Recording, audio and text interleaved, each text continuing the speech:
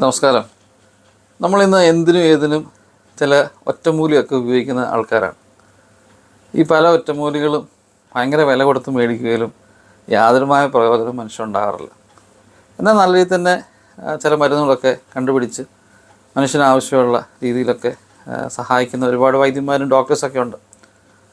ഈ കഴിഞ്ഞ ദിവസം എന്നോടൊരു വ്യക്തി പറഞ്ഞു, അയാളൊരു ക്രീം മേടിച്ച് ഒരുപാട് ഉപയോഗിച്ചു, പക്ഷെ ഒരു ഫലവും ഉണ്ടായില്ല. പിന്നെ ഫലം ഉണ്ടാകാൻ സാധ്യതയില്ല. അവർ പറയുന്ന കുറേ കണ്ടീഷൻസ് ഉണ്ട്, അതൊന്നും ഫോളോ ചെയ്യാഞ്ഞുകൊണ്ടാണ് ഈ ഫലം ഉണ്ടാകാഞ്ഞതെന്നൊക്കെ എന്നോട് പറഞ്ഞു. കണ്ടീഷൻസൊക്കെ നമുക്ക് ഫോളോ ചെയ്യാൻ പാടാണ്.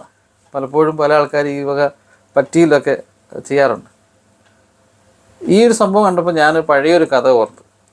വളരെ വർഷങ്ങൾക്ക് മുമ്പ് തിരുവനന്തപുരത്തുള്ള ഒരു വൈദ്യൻ്റെ അടുത്ത് കുറേ ആളുകളൊക്കെ വന്ന് ചോദിച്ചു, മുടി ഒഴിച്ചിലിന് അല്ലെങ്കിൽ മുടി വളരാൻ മരുന്ന് വല്ലതും ഉണ്ടോ, എണ്ണ വല്ലതും ഉണ്ടോ എന്ന് ചോദിച്ചു. അപ്പോൾ ആ വൈദ്യം പറഞ്ഞു, അങ്ങനെ ഒരു മരുന്നൊന്നും കണ്ടുപിടിച്ചിട്ടില്ല, അങ്ങനെ ഒരു മരുന്നില്ല എന്ന് പറഞ്ഞു.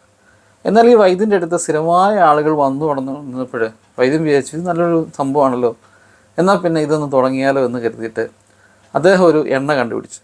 കുറേ നല്ല സംഭവങ്ങളൊക്കെ ചേർത്ത് എണ്ണ ഉണ്ടാക്കി. എന്നിട്ട് അയാളുടെ 2 മക്കൾ, ഒരു മകൾക്ക് നല്ല മുടി, ഒരു മകൾക്ക് മുടി കുറവുമാണ്.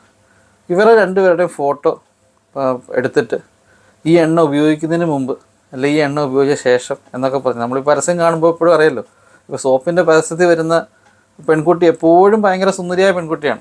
അത് ആ സുന്ദരിയായ സോപ്പ് കൊണ്ട് നല്ല അവരുടെ അപ്പൻ്റെ അമ്മയ്ക്കിയുടെ സൗന്ദര്യമാണ്. അല്ലെങ്കിൽ മുടി നന്നായിട്ട് ഉള്ള കൊച്ചായിരിക്കുമല്ലോ ഈ മുടിയുടെ അല്ലെങ്കിൽ ഈ എണ്ണയുടെ പരസ്യത്തിൽ വരുന്നത്. വർഷങ്ങൾക്ക് മുമ്പേ അവർക്ക് ആ മുടി കാണും, നല്ല മുടിയായിരിക്കും. എനിവേ, അങ്ങനെ ആ പത്രത്തിൽ പരസ്യം ഇട്ടു. ഇയാളുടെ വീട്ടിൽ നിറയെ ആൾക്കാരായി. അങ്ങനെ ഓരോ വ്യക്തികളെയും ഇയാൾ പേഴ്സണലി കൺസൾട്ട് ചെയ്തിട്ടാണ് ഈ എണ്ണ കൊടുക്കുന്നത്. അപ്പോൾ ഇയാൾ പറയും, അത് രാവിലെ എഴുന്നേറ്റ് കുളിച്ച് ഈ എണ്ണ തേക്കണം. പക്ഷെങ്കിൽ ഈ എണ്ണ തേക്കുമ്പം ഒരു കാരണവശാലും നിങ്ങൾ കരിങ്കുരങ്ങനെ മനസ്സിൽ ആലോചിക്കരുത്. അങ്ങനെ ആലോചിച്ച് പോയിട്ടുണ്ടെങ്കിൽ ഇതിൻ്റെ ഫലം കാണുകയില്ല. ഈ കരിങ്കുരങ്ങും ഇതുമായിട്ട് യാതൊരു ബന്ധമില്ലാത്ത കാര്യമാണ്.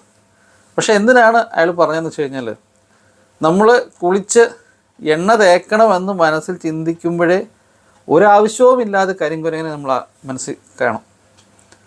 നമ്മളെന്നാലും എണ്ണ തേക്കും. ഈ നല്ല പച്ചിലയൊക്കെ വെച്ച് നല്ല ഔഷധ ഗുണമൊക്കെ ഉള്ള പല സാധനങ്ങളൊക്കെ വെച്ച് ഉണ്ടാക്കിയതായതുകൊണ്ട് ചിലപ്പം ചിലർക്കൊക്കെ ഒരു മുടിക്ക് ഒരു എന്തെങ്കിലുമൊക്കെ മാറ്റമൊക്കെ വന്നെന്നിരിക്കും. എന്നാൽ മാറ്റം വരാത്ത ആൾക്കാർ സ്വാഭാവികമായിട്ടും വിചാരിക്കും, അയാളുടെ എണ്ണയുടെ കുഴപ്പമല്ല, ഞാൻ എണ്ണ തേക്കാൻ നേരത്ത് കരിങ്കുരങ്ങനെ മനസ്സ് ചിന്തിച്ചുകൊണ്ടാണ്.